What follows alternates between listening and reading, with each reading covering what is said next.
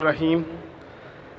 सबसे पहले तमाम भाइयों को, दोस्तों को, बहनों को अस्सलाम वालेकुम।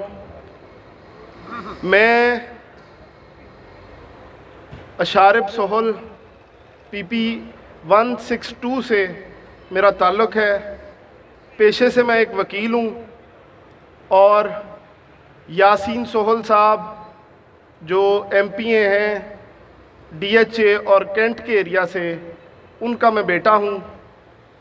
और अल्लाह पाक ने मुझे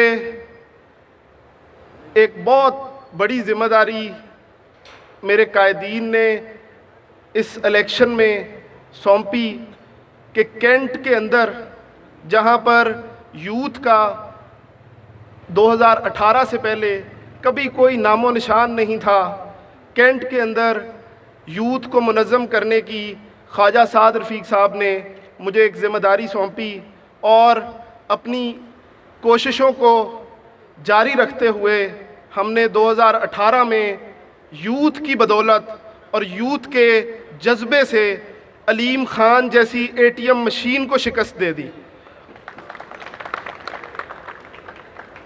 जो इमरान खान साहब इस मुल्क के सिलेक्टेड वज़ीर आज़म बने बैठे हैं, उनको भी अल्लाह पाक के फ़ज़लो करम से ख्वाजा साद रफ़ीक, मैं इस चीज़ का चश्मदीद गवाह हूँ, क्योंकि मैं ना सिर्फ़ एक अदना सा कारकुन था उस इलेक्शन का, बल्कि मैं चीफ़ पोलिंग एजेंट भी था ख्वाजा साद रफ़ीक का। तो इस यूथ की बदौलत और इनकी काविशों की वजह से मैं इस चीज़ का ऐनी शाहिद हूँ कि इमरान खान को NA 131 में ख्वाजा साहब ने जनरल इलेक्शन में शिकस्त दी थी। और वो शिकस्त किस तरह फतह में बदल दी गई, इसका आप सबको बखूबी अंदाज़ा है। और जिस तरह आपके डाले हुए वोट पर और मैंडेट पर डाका डाला गया, उसका भी आपको बखूबी अंदाज़ा है। उसके बाद ख्वाजा साद रफ़ीक साहब पर जो इन्होंने जुल्म किए, हमारे कायदीन पर, मियाँ मोहम्मद नवाज शरीफ पर, शहबाज शरीफ साहब पर, मरियम नवाज साहिबा पर, कैप्टन सफदर साहब पर, हनीफ अब्बासी साहब पर, मैं नाम लेता जाऊंगा और रात हो जाएगी।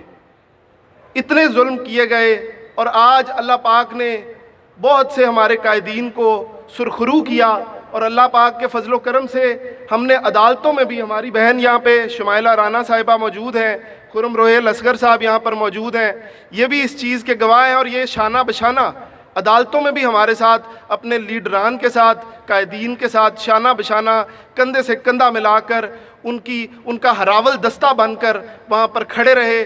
और आज अल्लाह के फजलो करम से मैं देख रहा हूँ कि वो जो काले बादल आए थे वो आहिस्ता आहिस्ता झटना शुरू हो गए हैं। और वो केसेस, बेबुनियाद केसेस जो हमारे लीडरान पर बनाए गए, अब उनकी हकीकत अवाम के सामने आती जा रही है कि वो और कुछ नहीं, सिर्फ़ उन खोखले नारों को पूरा करने की एक साजिश थी, एक कोशिश थी।